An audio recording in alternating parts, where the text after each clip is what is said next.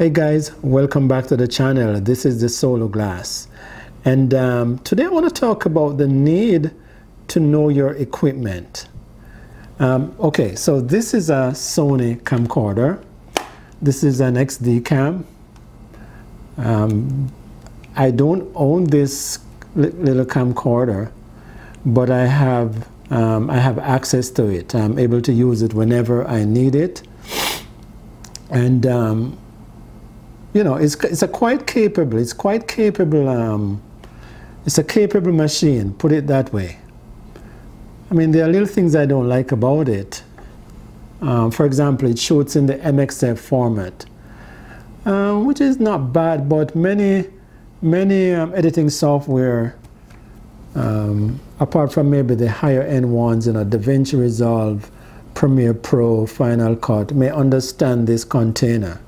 But I don't use any of those, you know, editors as my everyday editing software, and the one that I use don't understand this MP4 container, the MXF file format. So, but apart from that, it's an excellent camcorder, very good hybrid autofocus.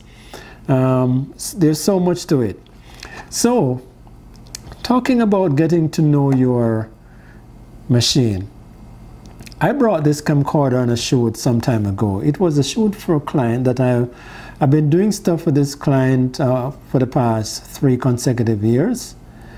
And when I set up the camcorder to record, or I start recording, I'm setting my exposure and all of that, I realized that you know, no matter what I do, the image was blown out, right? I didn't want to increase my shutter speed because I was shooting at 30 frames a second, and I wanted to, you know, your shutter speed should be twice your frame rate, you know. So 30 frames a second, and my shutter speed was set at 60. So I did not want to increase my shutter speed to kind of fix my exposure. So I reduced my ISO, brought it down to the minimum. The image was still overexposed. I stopped down my aperture, you know, increased the f-stop to the highest. I think it went up to about f22. My image was still overexposed. I was shooting outdoor in the bright sun. And so, you know, what would you do? I'd rather get some footage than I get no footage at all. Now, this was not my main camera. It was kind of my backup camera. I was using this camera to shoot my wide angle shots, right? While I have another camera shooting close-ups. But nevertheless, you know, it was still important. So I didn't know what to do but to continue shooting. So I let the camera roll. And I finished the day and all of that, and I brought home the footage, and of course I was not happy with it, because it was, you know, when your highlights are blown out, it's really hard to recover those highlights, you know. So from that perspective, it was not a good experience with this camera, right?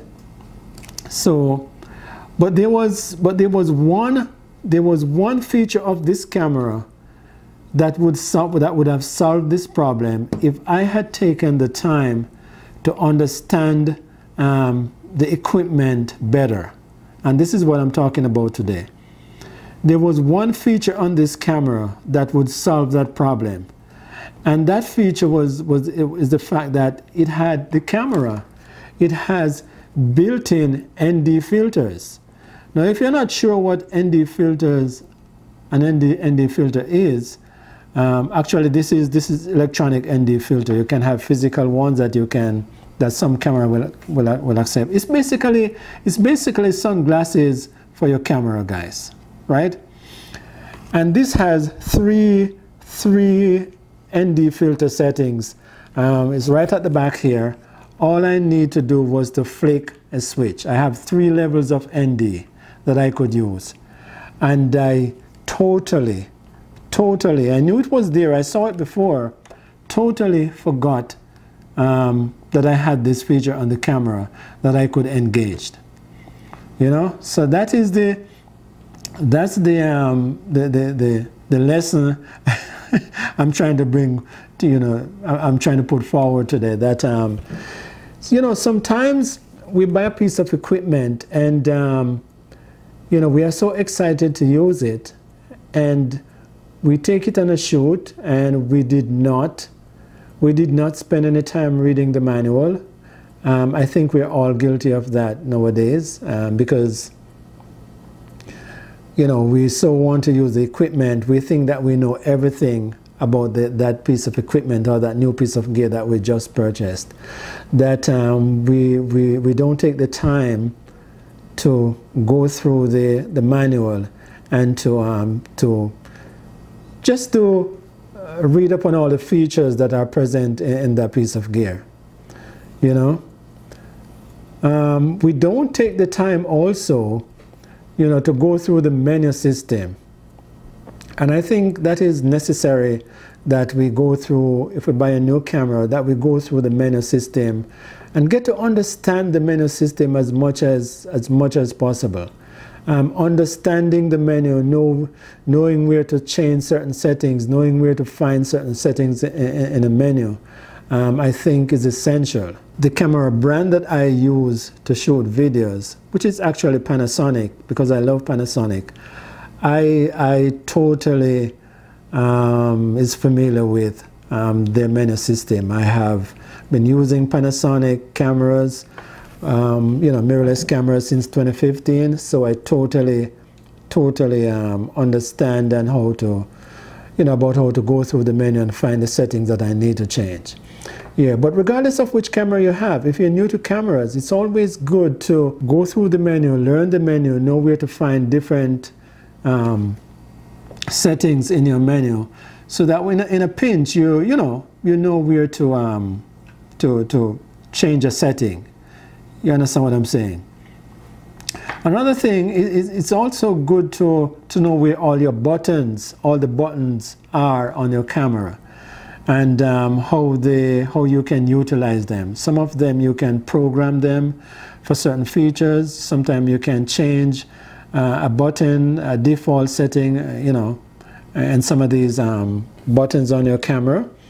But essentially you need to know where all your buttons are, and what they do and how to use them. So take time when you buy a new camera to go over it and figure out what each button does.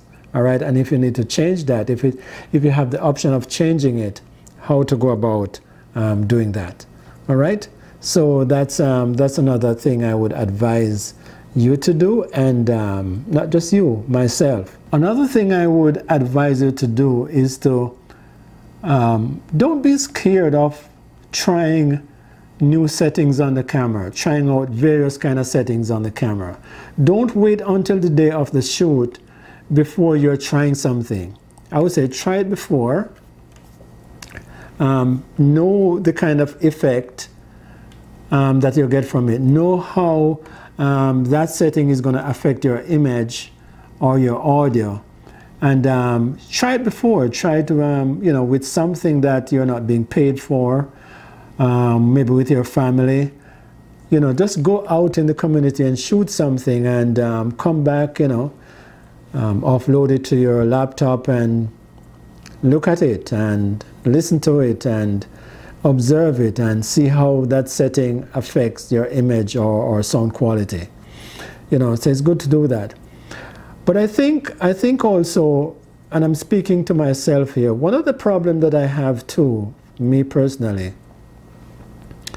is the fact that sometimes I end up with too many cameras, right? And when you have too many cameras and you want to use all of them, and especially if those cameras are of different brands, they're from different companies, it's a bit difficult to learn all these different menus. Excuse me.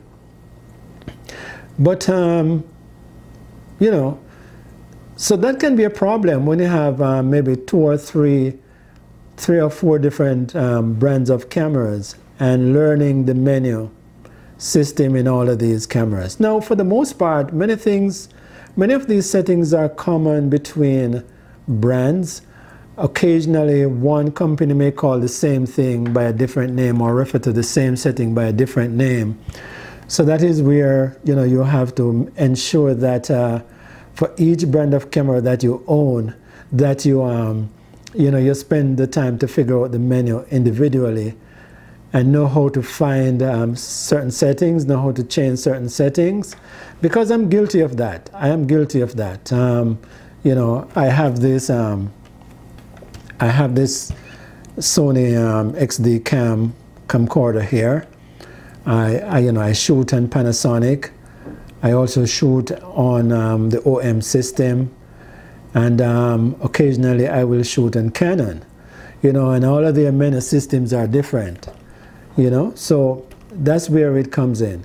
So the message that I'm trying to get across in this video, guys, is that don't think that it's not necessary to go to, you know, to read your manual or go through your menu and figure out stuff. Don't wait until the day of the shoot before you're trying to figure out stuff. Okay, I would say don't buy a camera today and you're using it today, you know, for a very important paid job. I mean, you can succeed, you know, especially if you're familiar with the brand. But if you're not familiar with the brand of camera, I would say figure it out before you take it on a paid shoot. All right? I would advise you. So my takeaway from all of this, from all my little ramble here, is the fact that I think it's necessary that when we buy a new piece of equipment, or whether we buy it or we are renting it, that we take the time to figure it out and you know how everything works, where to find each setting on the camera, just so, you know, on the day of the shoot we don't have the kind of anxiety you know, that I have encountered when I use this. You know, 'cause think about it, you know, the setting was right here on the back of the camera. You know, I brought home the footage. It was blown out. It was usable, but you know, but blown out, and you know, I had the tools to figure it out, to solve the problem, but because I was not familiar with the camera, you know, and I would stick my head out and say that maybe it's probably because I don't own the camera, you know. So that's my takeaway from all I'm saying today. I hope you can take something from this. Figure out your gear, understand your gear, know how to use your gear before you take it on a shoot. All right? Thank you for listening. Thank you for checking in, and enjoy the rest of your day. Don't forget to subscribe. Give me a thumbs up if you like this video. I hope you found it useful. Have a great day.